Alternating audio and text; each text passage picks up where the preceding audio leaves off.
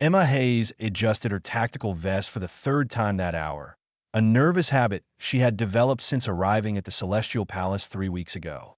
The corridor she was assigned to guard stretched before her in magnificent silence, its walls adorned with tapestries depicting centuries of dragon history. As a member of Earth's newly formed Interstellar Diplomatic Security Force, she had imagined this assignment would be exciting, but mostly it involved standing still and looking professional. The palace itself was a marvel that defied human architecture. Crystalline spires reached toward skies painted in shades of lavender and amber, while dragons of various sizes glided between towers with effortless grace. Some were small enough to perch on a human shoulder, others large enough to darken entire city blocks with their shadows. Emma had stopped gasping in wonder after the first week, though her sense of awe never truly faded. Today's assignment was simple enough. Stand guard outside the eastern wing while representatives from 7 different species met with Emperor Thornwick to discuss trade agreements and territorial boundaries. Humanity had only joined the galactic community 16 years ago, and Earth delegates were still learning the complex dance of interstellar politics. Emma's job was to ensure no one wandered into restricted areas during the sensitive negotiations. The palace ran warm, designed for creatures whose bodies generated internal fire. Emma removed her helmet and set it on a nearby stone bench, using her sleeve to wipe the sweat from her forehead. Her comm device remained clipped to her belt, ready if anyone needed her, but the corridor had been empty for over an hour. She took a long drink from her water bottle, savoring the cool relief. A soft chirping sound echoed from somewhere down the hallway. Emma paused mid-drink, listening. The sound came again, higher pitched this time, almost musical. She set down her water bottle and reached for her helmet, preparing to investigate. Palace wildlife was strictly regulated, but occasionally something small slipped past the automated systems. What rounded the corner made Emma freeze completely. The creature was roughly the size of a house cat, covered in scales that shimmered between crimson and gold like living flame. Her legs carried it forward with surprising speed, while 2 small wings fluttered uselessly on its back, not yet strong enough for flight. A long tail swished behind it, tipped with what looked like a tiny flame that flickered with each movement. The creature's eyes were enormous and bright amber, filled with unmistakable intelligence and curiosity. A dragon hatchling. Emma's training kicked in immediately. This was no wild animal. This was royalty. The hatchling skidded to a stop when it spotted Emma, tilting its head in a gesture that reminded her of a curious puppy. It chirped again, the sound inquisitive and friendly. Emma crouched down slowly, making herself less threatening. "Hello there," she said softly, keeping her voice gentle. "Are you lost, little one?" The hatchling's attention immediately shifted from Emma to the helmet in her hands. Those amber eyes went wide with fascination. Before Emma could react, the small dragon bounded forward with surprising agility. Tiny claws found purchase on Emma's uniform as the hatchling scrambled up her arm, across her shoulder, and dove headfirst into the helmet she was holding. Emma stumbled backward, arms windmilling as she tried to maintain her balance. The helmet suddenly felt much heavier. A crimson tail, with its flickering flame tip, hung over one side, swishing contentedly. From inside the helmet came soft scratching sounds as the hatchling apparently rearranged things to its satisfaction. Emma said intelligently, staring at the helmet. "That's mine." A sleepy chirp answered her, followed by a rumbling sound like a tiny engine. The tail stopped swishing and drooped lazily over the helmet's edge. Emma carefully peered into the opening and found the hatchling curled into a perfect ball, wedged snugly into the helmet's dome. Its wings were folded tight against its body, and its eyes were already closing. As Emma watched in amazement, the little dragon began to purr, a sound like distant thunder on a summer evening. The hatchling had claimed her helmet as a nest and was falling asleep. Emma looked around the empty corridor, hoping for guidance that didn't appear.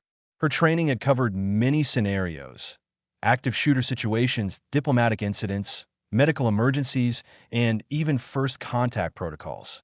But Baby dragon falls asleep in your equipment had not been included in any manual. She could use her comm device to call for help, but the sound might wake the hatchling. The little dragon looked so peaceful, so utterly content, that disturbing it seemed wrong. Emma made a decision. She would wait. The hatchling would wake up eventually, climb out on its own, and waddle back to wherever baby dragons belonged. Problem solved. Emma sat down on the stone bench, carefully keeping the helmet level so she wouldn't jostle its occupant.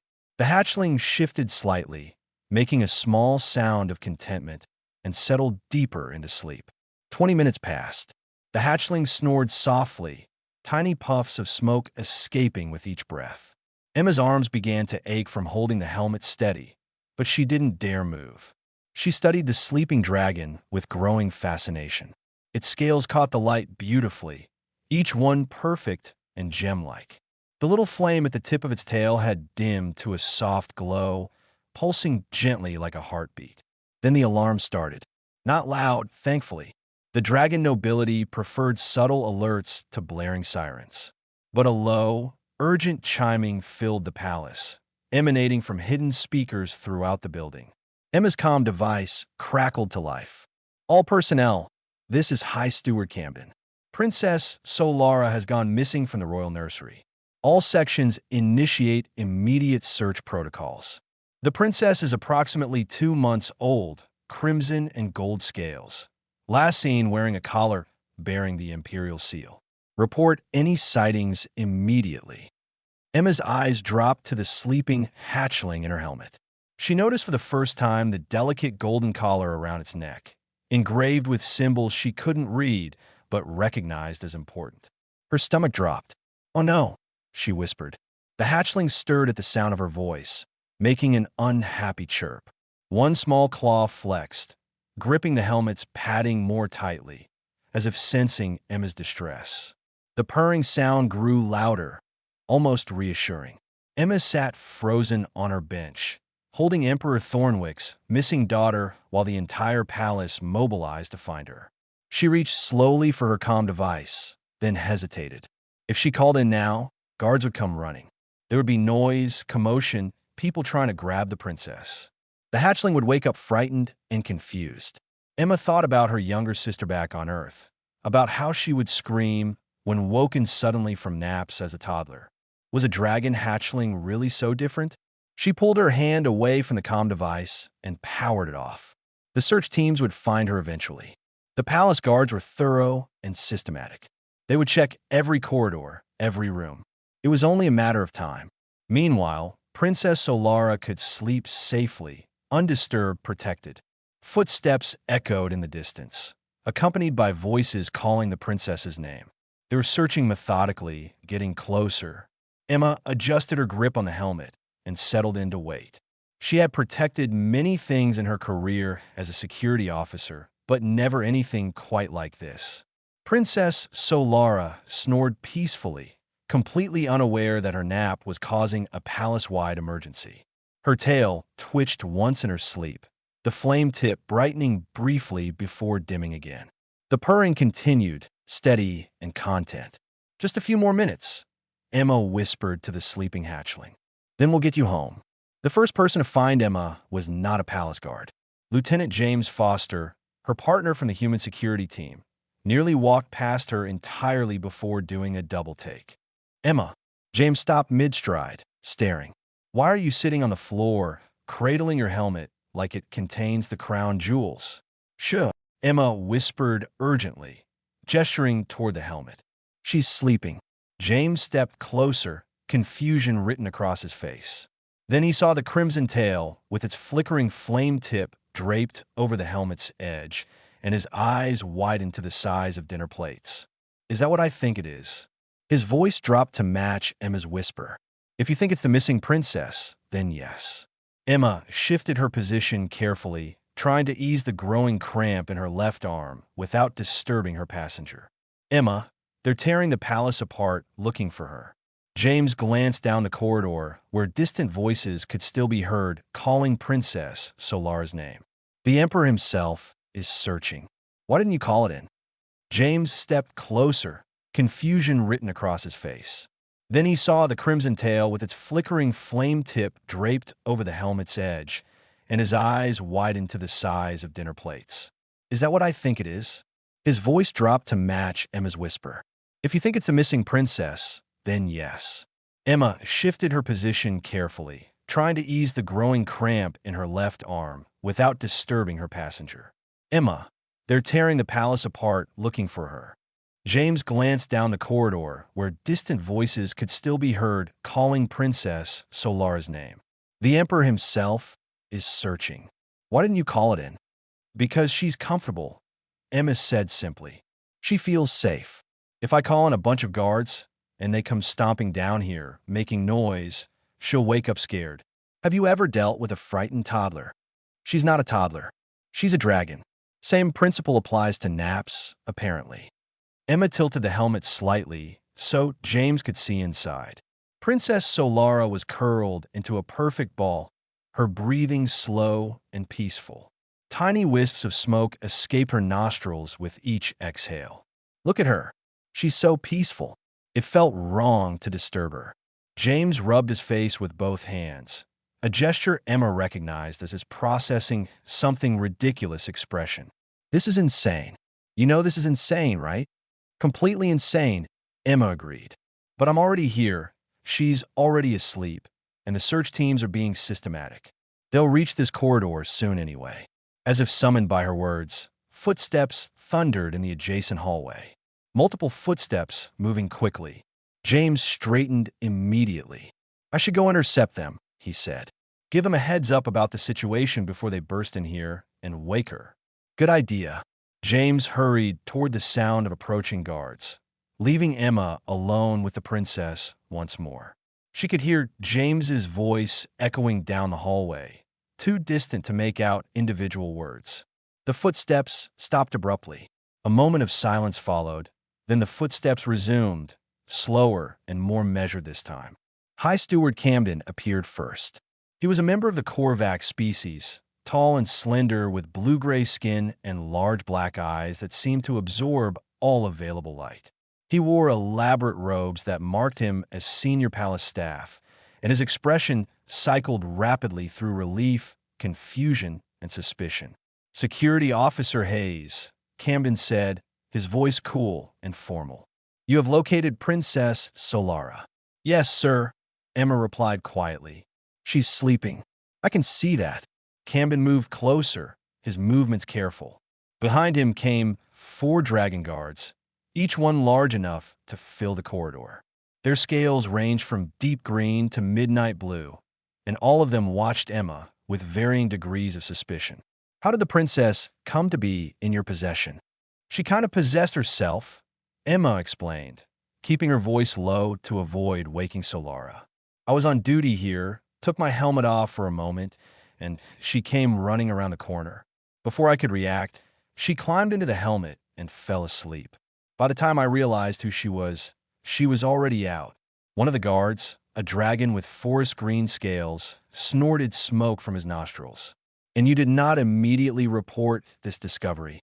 "I didn't want to wake her," Emma said simply. The guards exchanged glances, clearly baffled by this reasoning. Camden's eyes narrowed with suspicion. "You expect us to believe that a human security officer found the missing princess and simply sat here? You did not call for assistance. You did not attempt to move her or return her to the nursery?" "Nothing. That's exactly what I did," Emma confirmed. Camden's expression hardened. "Most suspicious. You remain seated with the princess while the entire palace searches frantically." He reached toward the helmet. "Give her to me now." Emma pulled the helmet back instinctively, cradling it protectively against her chest. Princess Solara made a small distressed sound but didn't wake. Her tiny claws flexed, gripping the helmet's padding tighter. The dragon guards raised their weapons instantly.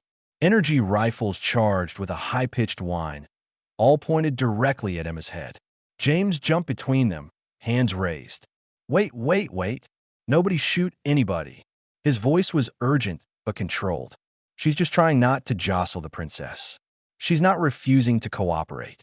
"I'm not refusing," Emma protested, still speaking softly despite having weapons aimed at her face. I'm just asking you to be gentle. If you grab the helmet roughly, you'll scare her. Your concern is noted, Camden said coldly. But you are in no position to make demands, human. A new voice cut through the tension, deep and powerful enough to make the walls vibrate. What is the meaning of this? Everyone froze. Even the guards looked nervous. Emperor Thornwick had arrived. The Dragon Lord was massive, easily 3 times the size of his guards. His scales were deep bronze that seemed to glow with internal light, and his wings, though folded against his back, would span the entire corridor if extended. Golden eyes, ancient and intelligent, swept across the scene, taking in every detail. Those eyes landed on Emma, then dropped to the helmet cradled in her arms. Emperor Thornwick went completely still. "High Steward," Thornwick said, his voice quieter now but somehow more intense. "Explain." "Your Majesty, this human claims. I can see what she has." Thornwick interrupted. His voice carried no anger, only a strange mixture of emotions Emma couldn't identify. "Is my daughter harmed?" "No, Your Majesty," Emma said, meeting the Emperor's gaze directly. "She's just sleeping. She seems very comfortable." Thornwick moved forward, and the guards scrambled out of his way. He lowered his enormous head until his face was level with the helmet Emma held. She could feel the heat radiating from his breath as he examined his daughter. Princess Solara yawned in her sleep, showing tiny fangs, then curled tighter in her ball. The purring sound continued, steady and content. "How long has she been like this?" Thornwick asked. "About 40 minutes, sir. And you did not wake her?" "No, sir." "Why not?" Emma chose her words carefully. An emperor was asking her a direct question, and guards still had weapons ready, though they were no longer pointed at her head. "She looked peaceful, Your Majesty. She felt safe here. It seemed wrong to disturb her, just because it was inconvenient for us." Something shifted in Thornwick's expression. The tension in his massive frame eased slightly. He studied Emma for a long moment, and she had the uncomfortable sensation of being read like an open book. "You realize," Thornwick said slowly, "that my daughter has claimed your helmet as her nest." "Her what?" "Her nest. Her first chosen safe place." The Emperor's voice held an odd note, something between surprise and wonder. "This is significant in dragon culture. Very significant." An elderly voice spoke from behind the Emperor. "More significant than you know, nephew." Everyone turned. An ancient dragon emerged from the corridor behind Thornwick, smaller than the Emperor, but somehow commanding equal respect. Her scales shimmered like opals, catching light and refracting it in rainbow patterns. Her eyes were pale gold, filled with centuries of wisdom. "Grandmother Tisura," Thornwick said, surprise evident in his voice. "I did not expect you to join the search. When I heard my great-great-grandniece had gone missing, of course I came." Tessara moved forward with the careful grace of someone very old but still strong. Her gaze fixed on Emma with interest. "And I'm glad I did. This is remarkable." "Remarkable?" Camden sputtered. This human has kept nest vigil," Tessara interrupted, her voice sharp. "Do you even know what that means, Camden? Does anyone here remember the old ways?" Silence fell over the corridor. The guards looked confused. Camden's expression was blank. Even Emperor Thornwick seemed uncertain. Grandmother Tessara made a sound like wind through a cave, something between a sigh and a laugh. "Of course not. You are all too young, too modern. You have forgotten what our ancestors knew." She turned her attention back to Emma. "But you, young human, you honored a tradition you did not even know existed." "I don't understand," Emma admitted. "Then let me explain." Tessara settled onto the stone floor of the corridor, arranging herself with dignity. In ancient times, when dragon hatchlings emerged from their eggs, they would choose their first nest within days of hatching. A place that felt safe, warm, protected. This place shaped their sense of security for their entire lives. Emma looked down at Princess Solara, still sleeping peacefully in the helmet. "And Solara chose my helmet." "Yes, which means she has also chosen you as her nest guardian." Tessara's eyes gleamed with something that might have been approval. The one who protects the nest. Traditionally, this was a parent or trusted elder. Someone who would guard the hatchling while they slept, asking nothing in return, expecting no reward. Someone who understood that a sleeping child is precious and vulnerable and deserves protection. That's beautiful, James said softly. It was, Tessara agreed. But modern dragon society abandoned such traditions centuries ago. We deemed them inefficient, primitive, unnecessary. We built nurseries with technology and automation. We created schedules and protocols. Her voice grew heavy with regret. We forgot that safety is not just physical. We forgot that hatchlings need more than temperature control and monitoring systems. They need connection. They need someone to watch over them with care, not duty. Thornwick made a sound low in his throat, something between pain and understanding. Your Majesty, Camden began, clearly uncomfortable. Surely you do not intend to honor such an outdated custom. The human was simply in the wrong place, Sad. Was she? Thornwick interrupted, his voice sharp. Or did my daughter find exactly what she needed? A quiet place, a patient guardian, protection offered freely, without question or hesitation. He looked at Emma. My daughter escaped her perfect, modern nursery today. Do you know why? Emma shook her head. Because she was lonely, Tessara said softly. The nursery is safe, clean, and absolutely empty of anyone who truly sees her as a person. The staff follow protocols. They monitor her vital signs and adjust environmental controls. But no one sits with her. No one guards her sleep. No one makes her feel that she matters beyond being a valuable royal asset. Emma felt a surge of protectiveness for the small dragon sleeping in her helmet. That's terrible. She's just a baby. Yes, Thornwick said quietly. And you have given her in one afternoon what we failed to provide in her entire short life. You sat with her. You protected her rest. You made her feel safe. His voice grew thick with emotion. These are not small things, Security Officer Hayes. These are everything. Princess Solara stirred, making a soft chirping sound. Her tail twitched, the flame tip brightening briefly. But she didn't wake, just settled deeper into sleep with a contented sigh. Grandmother Tessara's smile was knowing. The question now, Emperor Thornwick, is what comes next. The hatchling has bonded with her nest guardian.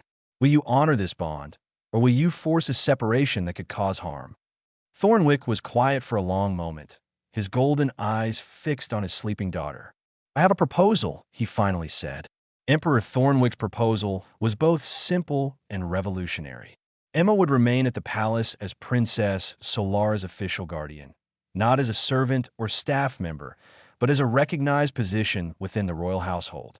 She would spend time with the princess daily, provide companionship, and help bridge the gap between formal care and emotional support. Ambassador Patricia Wells from Earth's diplomatic delegation had been thrilled by the arrangement. This is unprecedented, she had said, eyes bright with excitement. A human in the royal household of the Dragon Empire. The cultural exchange opportunities alone are invaluable. James had been more direct. You're basically a royal nanny now. My sister's never going to believe this. That had been 6 months ago. Now, Emma stood in her private chambers within the palace, adjusting her formal uniform for the third time. Today was Princess Solara's naming ceremony, a formal presentation to the Dragon Court. The princess had been named at birth, of course, but Grandmother Tessara had explained that ancient tradition required a public ceremony after the hatchling bonded with their nest guardian. Since most dragons had forgotten this tradition existed, the court was buzzing with curiosity and speculation. Stop fidgeting, came a musical voice from across the room. Emma turned to see Princess Solara perched on the edge of her sleeping platform. The princess had grown considerably in 6 months, now roughly the size of a large dog. Her crimson and gold scales had deepened in color, and her wings, while still not strong enough for sustained flight, could carry her short distances. The tiny flame at the tip of her tail burned brighter now, flickering with her moods. Around Solara's neck hung a ceremonial collar of woven gold and silver, embedded with gems that caught the light. The princess kept trying to look down at it, clearly fascinated by how it sparkled. "I'm not fidgeting," Emma protested. "I'm preparing." "You're nervous." Solara's ability to speak had developed rapidly over the past months, though her voice still carried a musical quality that no human could replicate. "Why? You'll be wonderful. Easy for you to say. You're not the human presenting a dragon princess to a court full of dragons who think I'm strange." Solara bounded across the room in 3 quick leaps, landing on Emma's shoulder with practiced ease. Despite her growth, she still loved this perch, and Emma had grown strong enough to support her weight without difficulty. "They don't think you're strange," Solara said, nuzzling Emma's cheek affectionately. "They think you're remarkable. Grandmother Tessara says so all the time." Emma smiled, despite her nerves. The ancient dragon had become a frequent visitor and unexpected mentor. Tessara delighted in teaching Emma about dragon culture while also learning about human customs. The old dragon had declared Emma refreshingly uncivilized, which was apparently the highest compliment she could give that a knock sounded at the door. "Come in," Emma called. James entered, looking sharp in his own formal uniform. Behind him came Grandmother Tessara, moving with her characteristic grace despite her age. The ancient dragon had insisted on helping Emma prepare for the ceremony. "How are we feeling?" James asked cheerfully. "Terrified," Emma admitted. "Excellent. That means you care." Tessara settled onto the floor, her opal scales shimmering. "Fear born from respect is appropriate. Fear born from doubt is not." "Do you doubt your bond with Solara?" "Never," Emma said immediately. The princess purred against her neck, a sound that always made Emma smile. "Then you have nothing to fear." Tessara's pale gold eyes were kind. "The ceremony is simply recognition of what already exists. You are Solara's nest guardian. This has been true since the day she chose your helmet. Today, we simply make it official." Emma took a deep breath, feeling her nerves settle slightly. "Okay, I'm ready. One more thing." Tessara gestured with her tail, and James stepped forward carrying a wooden case. "This is for you." Inside the case, mounted on a base of polished crystal, was Emma's tactical helmet. It had been cleaned and restored, but Emma could still see the small scratches inside, where Solara's claws had gripped the padding that first day. The helmet gleamed under the chamber's light, transformed from a piece of equipment into something ceremonial. "Solara's first nest," Tessara explained. "It will be presented during the ceremony and then placed in the royal archives. A reminder that sometimes the most precious treasures are found in unexpected places." Emma felt her throat tighten with emotion. "It's beautiful." "Thank you." "Don't thank me yet," Tessara said with a hint of amusement. "You still have to walk through a hall full of noble dragons without tripping." "Thanks for the vote of confidence." Solara chirped with laughter, the sound bright and joyful. "I won't let you trip, Emma. I'll be right there with you." "I know you will, little flame." Emma used the nickname that had developed naturally over the months. "Always." The Great Hall of the Celestial Palace was enormous, with a domed ceiling that showed a perfect view of the stars beyond. Dragons of every size and color filled the space, along with representatives from dozens of other species. Emma spotted the human delegation in one section, Ambassador Wells giving her an encouraging wave. High Steward Camden stood at the center of the hall, his elaborate robes catching the light. Despite his initial suspicion 6 months ago, he had warmed considerably to Emma's presence. He had even admitted, in a private moment, that Solara seemed happier than any royal hatchling he had seen in decades. Citizens of the Dragon Empire and honored guests, Camden's voice carried through the hall with practiced ease. "We gather today to celebrate Princess Solara's first naming ceremony. As tradition dictates, her nest guardian will present her to the court." Emma took a deep breath and began walking forward. Solara perched on her shoulder, her small claws gripping gently. James walked beside Emma, carrying the mounted helmet with careful reverence. The crowd parted as they approached, hundreds of eyes following their progress. Emperor Thornwick sat on his throne at the far end of the hall, massive and regal.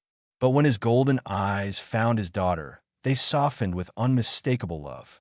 Emma had spent considerable time with the Emperor over the past months, and she had watched him transform from a distant, grief-stricken ruler into an engaged, attentive father. He now spent hours daily with Solara, learning to play and laugh again. Emma stopped at the base of the throne platform and bowed deeply. Solara mimicked the gesture, ducking her head in a way that made several dragons in the audience hum with approval. Nest Guardian Emma Hayes, Thornwick said formally, though warmth colored his tone. You have watched over my daughter for 6 months. You have honored traditions my own people have forgotten. You have shown patience, kindness, and dedication that goes beyond any duty or obligation. He paused, and his voice softened. You have also made her laugh every single day. For that alone, you have my eternal gratitude. The honor has been mine, Your Majesty, Emma replied, her voice steady despite her racing heart. Solara has brought more joy to my life than I ever imagined possible. Thornwick descended from his throne, coming to stand before Emma and Solara. His presence was overwhelming this close, but Emma held her ground. Before this court and these witnesses, Thornwick declared, I recognize Emma Hayes of Earth as the Nest Guardian of Princess Solara. The bond between Guardian and Hatchling is acknowledged and honored. Let it be known that this human has earned a place within our royal household and within our hearts. The hall erupted in harmonic humming, the dragon way of showing approval. The sound was like mountains singing, beautiful and strange and deeply moving. Grandmother Tessera moved forward to stand beside the Emperor. James carefully handed her the mounted helmet, and the ancient dragon lifted it high for all to see.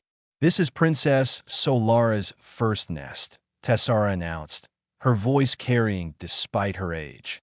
Found not in royal chambers or ancestral caves, but in the equipment of a human guard who understood, without teaching, what truly matters. It will be preserved as a reminder that wisdom is not bound by species or culture, that sometimes the most profound truths are the simplest ones, that a sleeping child deserves protection, comfort, and love. Solara launched herself from Emma's shoulder, gliding across the space to land on the mounted helmet. She was too large to fit inside now, but she curled around it possessively, her tail wrapping protectively around the base.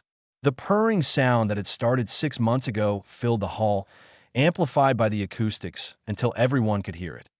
Emma watched Solara with the helmet, remembering that first afternoon. The frightened hatchling who had sought safety in the most unlikely place. The instinct that had told Emma to protect rather than disturb. The beginning of a bond that had changed both their lives. Thornwick's voice broke through a reverie. There is one more matter to address. Emma looked up, surprised.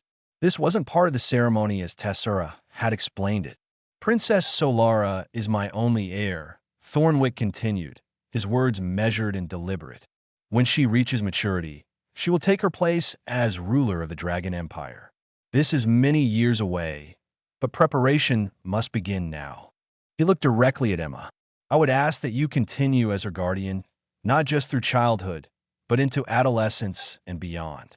To stand beside her as she learns to lead, to offer counsel and support, to remind her always of the values you have already taught her. Emma's breath caught. This was more than she had expected, more than she had dared imagine. Your Majesty, you are just a human, Thornwick interrupted gently. Just a guard who sat with a lonely hatchling. Just a person who chose kindness over efficiency, compassion over protocol. Just someone who saw a child in need and responded with instinctive care. His smile was genuine. These just qualities are exactly what my daughter needs, what our empire needs. Will you accept? Emma looked at Solara, who had lifted her head from the helmet to watch with bright, hopeful eyes. The princess said nothing, but her expression spoke volumes. Yes, Emma said, her voice strong and clear. I accept. I will stand beside Solara for as long as she needs me. The harmonic humming returned, louder this time, filling the hall with sound that seemed to shake the very foundations of the palace. Solara launched herself back to Emma's shoulder, wrapping her tail around Emma's neck and purring so loudly that Emma could feel the vibration through her entire body. Thank you. Solara whispered in Emma's ear. Thank you for choosing me. You chose me first, little flame, Emma whispered back. I just had the sense to stay. 6 months later, Emma sat in the palace gardens, reading aloud from a book of Earth fairy tales. Solara lay beside her on the grass, her head resting on Emma's lap, eyes half closed in contentment. The princess was nearly full-grown now, her wings strong enough to carry her across the palace grounds. But she still loved these quiet moments, still sought Emma's presence when she needed comfort or company. And they lived happily ever after. Emma finished, closing the book. I like that one, Solara said sleepily. Though the dragon in the story wasn't very smart. Real dragons would never hoard gold in such an obvious cave. Emma laughed. It's a metaphor, Solara. The dragon represents greed and isolation. Still not very realistic. But Solara's tone was affectionate rather than critical. Will you tell me a true story instead? About the day we met. You've heard that story 100 times. Tell me again. Emma smiled and began. Once upon a time, there was a very foolish human guard who took off her helmet in a warm corridor. As she spoke, Emperor Thornwick appeared at the garden's edge. He didn't interrupt, simply settled onto the grass nearby, listening to his daughter's favorite story. When Emma finished, Solara was purring again, that same sound that had filled a helmet 6 months ago. She asked for that story often, Thornwick observed quietly. It's important to her, Emma replied. It's the story of how she found safety when she was frightened and alone, how she took a risk and was rewarded with protection and care. It is also the story of how you gave her something precious without even knowing its value. Thornwick's golden eyes were thoughtful. You changed our world, Emma Hayes. You reminded us of what we had lost, what truly matters. Other families now spend more time with their hatchlings. The nurseries have been reformed, parents more involved. You started a cultural awakening simply by refusing to wake a sleeping child. Emma felt heat rise to her cheeks. I just did what felt right. Exactly, Thornwick said. And that simple choice may prove to be the most important diplomatic achievement in human-dragon relations. Not treaties or trade agreements, but one person showing that kindness transcends species. Solara stirred, blinking sleepily. Are you two talking about me? Always, Emma said, running her hand gently over Solara's scales. You're our favorite subject, as I should be. I'm a princess. But Solara's eyes sparkled with humor. And you're my guardian, which makes you practically royalty too. I'm really not. You are to me. Solara sat up, nuzzling Emma's cheek. You're the person who stayed when you could have called for help, who protected me when you gained nothing from it, who chose my comfort over convenience. That's more royal than any title. Emma felt tears prick her eyes. You're going to make me cry at this rate. Good tears, Solara asked anxiously. The best tears. They sat together in the garden as the alien sun set, painting the sky in shades of amber and violet. Emma thought about her life on Earth, about the sister who still didn't quite believe her stories, about the career path she had imagined for herself. None of it had led here, to this moment, sitting with a dragon princess and her father in an alien garden. But sometimes the best paths were the ones you never planned. Sometimes the greatest adventures began with the smallest choices. Sometimes all it took was seeing someone in need and deciding to stay. Emma looked at Solara, at Thornwick, at the palace rising behind them. This was her home now. This was her family. And it had all started because a lonely hatchling chose a helmet as her nest, and a human guard chose kindness over protocol. Come on, Emma said, standing and offering her hand to Solara. I promised grandmother Tessura we'd visit her tonight. She wants to teach you more about the old stories. Can we stop by the archives first? Solara asked. I want to see my nest. Of course. They walked together through the palace, dragon princess and human guardian, while Emperor Thornwick watched with satisfaction. Above them, the stars began to emerge, the same stars that shone over Earth billions of miles away. Different worlds, different species, but the same fundamental truth. Love, protection, and kindness were universal languages. And sometimes, All it took was one person willing to speak them to change everything.